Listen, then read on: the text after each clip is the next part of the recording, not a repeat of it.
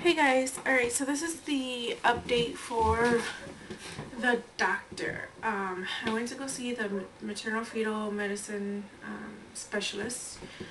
Now that I've had 3 consecutive miscarriages, no live births, and they're all first trimester, I'm considered high risk. So, let's go over what he said. So basically, we went in there. She checked my weight, my blood pressure, and we talked about my history. That was for the nurse. She told me she's like, she did the blood pressure thing. And usually they stop at a certain part, but this time she just kept going and going. And it felt like she was like making the little band thingy at tight and tight and tight and tight. Really, really tight. And she goes, okay, let's try this again. So she did it. And it got tighter, tighter, tighter, tighter. And she goes, okay, one more time. And then she did it again. And she goes, she goes, do you have low blood pressure, or are you normally, normal, or what is your blood pressure like? So I told her, I was like, well, usually it says normal. I was like, my last appointment that I had with my midwife when I had when I was pregnant, she said it was a little bit high that day, but I told her, I was like, it could have been because I was extremely terrified that they weren't going to be able to find a heartbeat. So I was like, it could have been because of that. And she goes, oh, okay. And I was like, is there anything wrong? And she's like, well, it's, your blood pressure is low. So I'm like, oh my gosh. I was like, oh. I just let out a deep breath, and she goes, no, she goes, nothing to be alarmed on. If the doctors have never told you that your blood pressure is low or anything like that, it just can be, a good factor of things. So I was like, okay. I was like, well, I would think it would be like normal or skyrocket. I was like, because my uncle just passed away yesterday, which was Monday. I was like, this appointment, and then on top of that, other things that are going on around my, in my life. And she's like, she goes, okay. She goes, well, I want you to go and have that checked up, followed up with your normal doctor. Oh my god. Sorry guys, I'm so tired. So I was like, okay, I'll follow up with my doctor. And so we just went over my history of my pregnancies, and then she had me go out in the waiting room because we were waiting for the doctor to finish up. He was on a conference call or something. I was out there 5-10 minutes, and then he calls me back in, or she calls me back in. She goes, okay, the doctor's ready to see you. So I'm like, okay. So I was expecting to go back to an examining room, but he had me go into his office, and he's like, okay, so he's looking at my charts, and he's looking at everything, and he's like, and he had me go back over my pregnancies, my DNCs, and he's like, okay, it shows that you were 6 weeks pregnant this one, or 6 weeks pregnant in May 2005, 4.5 to 5 weeks pregnant in 2005, in September 2005, and then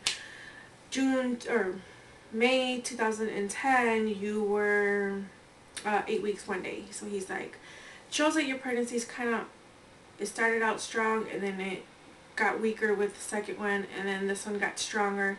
He asked me, he goes, what is it that, you did different this time? I was like, not really anything. I was like, when I was pregnant, and I had told Dr. S, which was the original OB that I seen in the beginning of my pregnancy, and I told him about just feeling so light cramping and all that, and the ultrasound showed that, the baby, that there was a sac and, pregnancy and everything like that, so nothing to worry about.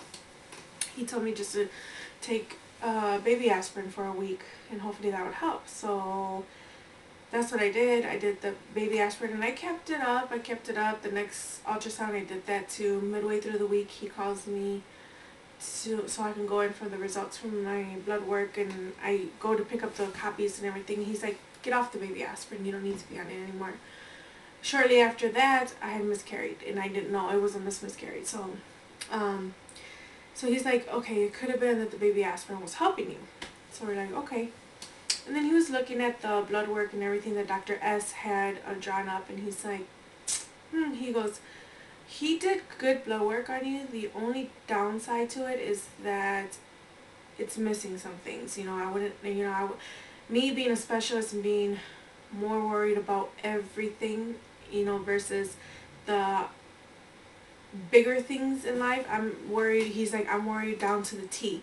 He goes, and there's certain things that he didn't do on there that I would like to see. And he goes, well, since you're not pregnant now, we're going to go ahead and do those tests. So we did those. I had like 8 vials of blood taken out on me on Tuesday. Oh my god. And sorry, I'm so tired. And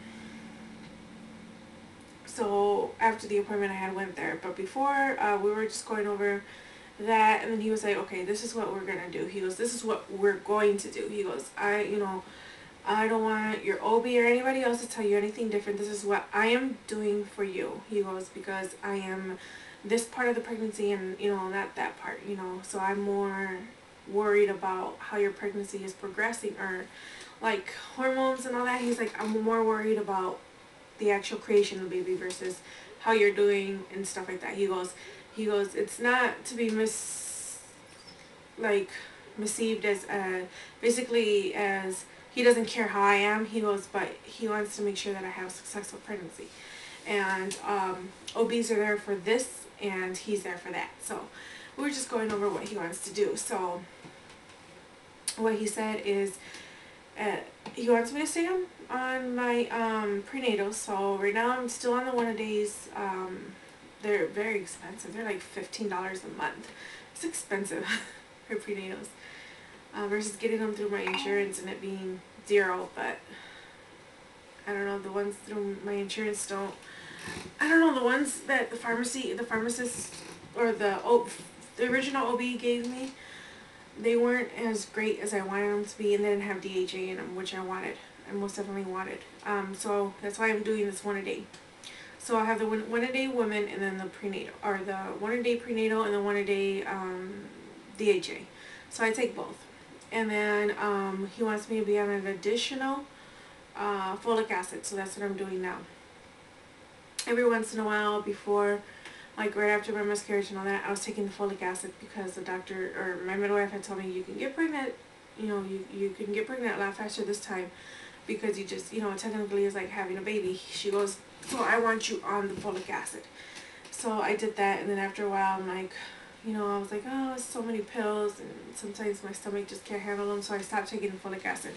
So I had told him, I was like, I stopped. He goes, well, I want you to get back on it. So in addition to my prenatals, I'm doing the folic acid. Now, well, all throughout my pregnancy, the same exact day, as soon as that pregnancy test becomes positive, I have to switch gears. I have to stay on the folic, the prenatals, and I have to get on baby aspirin once a day, every single day. He told me, do not miss out on them. You need them every day, every day, every day. He goes, it's going to act like a blood thinner for you. And then he had told me he wants to put me on heparin, which is, for those of you guys that don't know, it's like, it's an injectable. It's something that's injected daily. As far as I know, it's injected daily.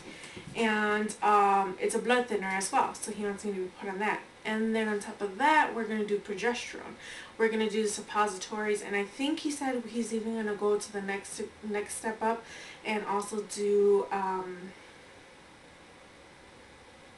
I can't think right now, the pill form. So he's going to do the pill form and that one.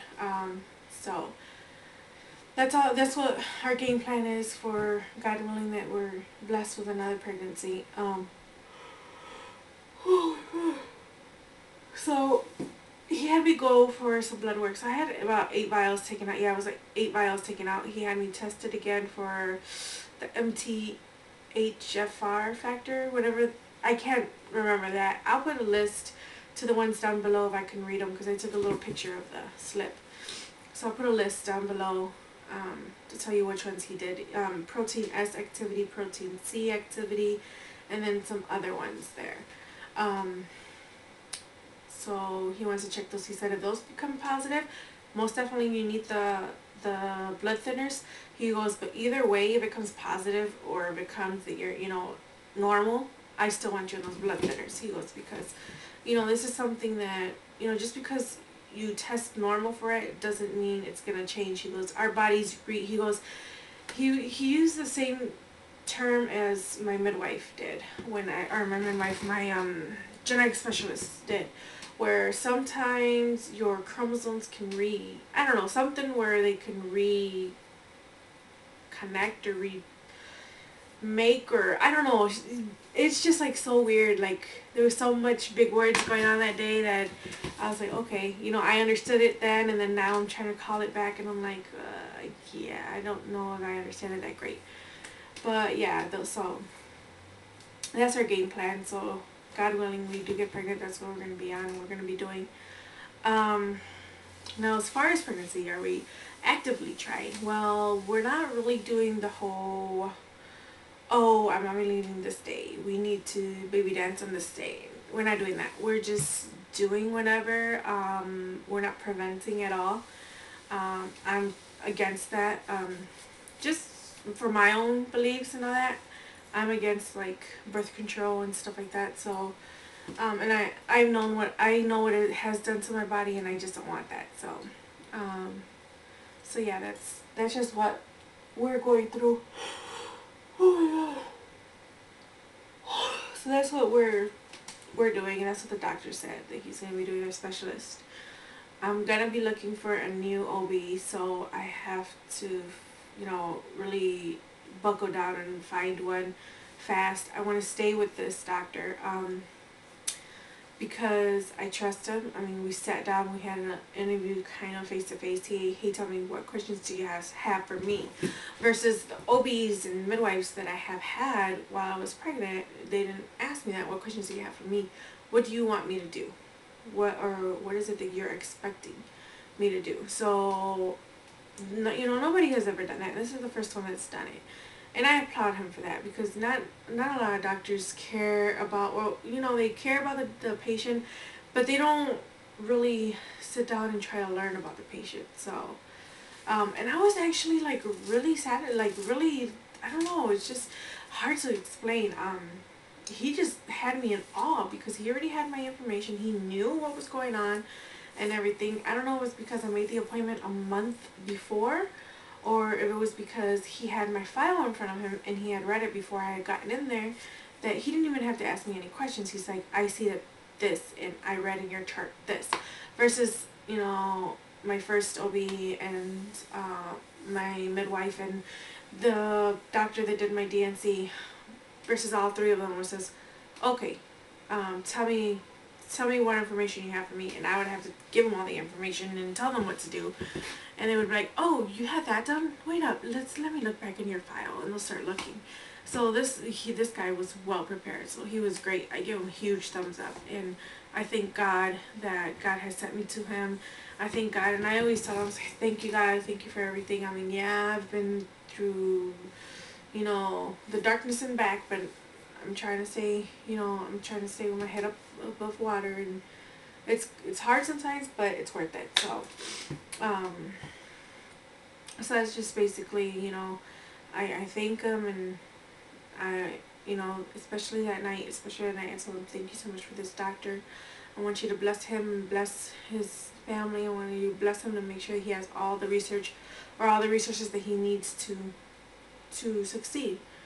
And that's just how you have to do it. I mean, if you want God to do something for you, you have to be thankful for what he has given you. You know, you know, he's not just going to be like, oh, well, you know, so-and-so is praying to me again, I'm just going to give them everything that they want without them being thankful. It doesn't work that way. It's a two-way street. So that's just the way that I see it. But, so yeah, that is just my update. Wanted to let you guys know what the specialist said. As far as my blood pressure being low, I'm going to be doing some things here at home. Eating more iron-rich foods. My grandma wants me to go and buy a liver and have her cook it. So that's what I'm going to do. Also, because I could have anemia, that's what he said. So I could do follow up with the regular doctor. And then also dizziness. Could be because I'm sleep deprived and all that. So it's not really sleep deprived, but I get to sleep. I try to stay asleep sometimes, but just sometimes I just wake up through the night a couple times. So I'm gonna set around my schedule different so I can actually get some sleep at night. But other than that, if you guys have any questions or anything like that, just let me know. This is probably like the randomest trying to conceive update ever, but my mind is in a million places. Just got back from my grandpa's, or my grandpa, I want to say he's my grandpa, gosh, my uncle's funeral. So dude, I think that's why I'm tired too, because I haven't gotten any sleep since Monday. So I will talk to you guys later. God bless everybody, and I hope all is doing well. Alright, bye.